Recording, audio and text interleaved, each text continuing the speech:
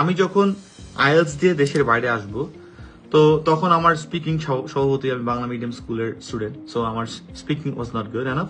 I mean not good আমি বলবো না, I barely speak English very nice, because আমাদের বাংলাদেশে তো হয় না। Then what I did, I tried to speak with my friends, and gradually, like, they became annoyed because they were not comfortable and they didn't have the same goal that I did have.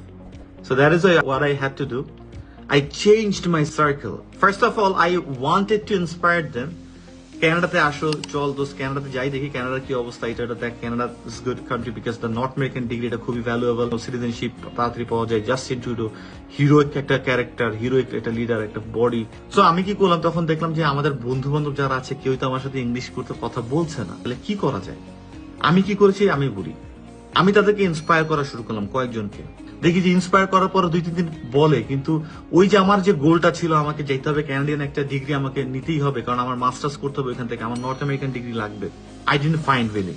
So then আমি অনেকে বললাম, approach করলাম যে ভাই চলো চলো চলো, কেউ যাবে না, কেউ করবে না, ইংলিশে কেউ কথা বলে না। দেন কি করব, then I left my circle. কি করা যায়, কি করা যায়, স্পিকিং করবো কার সাথে। কারণ আমি বিশেষ করে যেটা আমার গুরু আমাকে শিখাইছে, কোনো কিছুর ভিতরে থাকলে ধ্যান, মন, জ্ঞান, শরীর সবকিছু দিয়ে ওটা থাকা উচিত, যেটাই হোক না কেন। তো আমি তখন কি করলাম, কোথায় পাই না পাই, কি করবো না করবো, আমাকে তো এনভায়রনমেন্টে আসতে হবে, সবকিছু দিয়ে ডানে বামে সবকিছু দিয়ে, তখন আমি ফেসবুক ডিঅ্যাক্টিভেট করে ফেলছি। এবং আমি তখন আলটিমেটলি যে দেখলাম ঢাকা বিশ্ববিদ্যালয়ের যে ফুলা রোডের জায়গাটা আছে আর কি, ওই এরিয়াতে ক্যাম্পাসটা ব্রিটিশ কাউন্সিলের, সেখানে ব্রিটিশ কাউন্সিলের একটা হেড অফিস। আমি সেখানে গেলাম। সেখানে যাওয়ার পরে আমি সেখানে বেসিক্যালি একটা মক টেস্ট দেওয়ার জন্য জানতে গিয়েছিলাম আর কি, যে কি অবস্থা। পরে সেখানে দেখি লাইব্রেরি মেম্বারশিপ আছে। তো লাইব্রেরি মেম্বারশিপ থাকাতে আমি কি করলাম, বুঝলাম এখানে পড়া যায়। তখন দেখলাম আমি উকি মেরে 2টা জায়গাতে ছেলেমেয়েরা একেবারে বই টই নিয়ে পড়ছে, একদম পুরোপুরি দে আর ভেরি সিরিয়াস।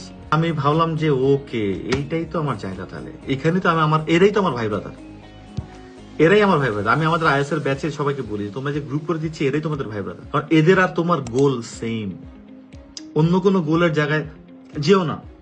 এখন অন্য কেউ বাইক পছন্দ করে, তুমি আইএলটিএস দিচ্ছ, দেশের বাইরে যাবা, মিলবে না। কথা টপিক এক হতে হবে, একই জায়গায়। যে তোমার সাথে এখন এই টপিকে কথা বলবে, যে তোমার সাথে এই টপিকে থাকবে, তুমি তার সাথে থাকবা। সো আমি তখন ওই যে ব্রিটিশ কাউন্সিলের লাইব্রেরিটাতে 3 মাসের না 4 মাসের একটা মেম্বারশিপ নিই। এবং আমি প্রতিদিন ঢাকার, আমার বাসা ছিল মিরপুরে, মিরপুর থেকে আমি কিন্তু বাসে যাতায়াত করতাম, সারাদিন লাইব্রেরিতে থাকতাম, মাঝে মধ্যে সিঙ্গারা, মাঝে মধ্যে কিছু না খেয়ে সারাদিন আমি ইংলিশে কথাবার্তা বলতাম আর প্র্যাকটিস করতাম, ইংলিশে কথা বলা পড়তাম। এবং আমার এখানে একটা সার্কেল আমরা গ্রো করি। তো এইভাবে করে আমি না স্পিকিং এর পার্টনার, মানে I prepared my ground, because আমি জানতাম যে আমার সাথে কেউ করবে না। তো আমি অবশ্যই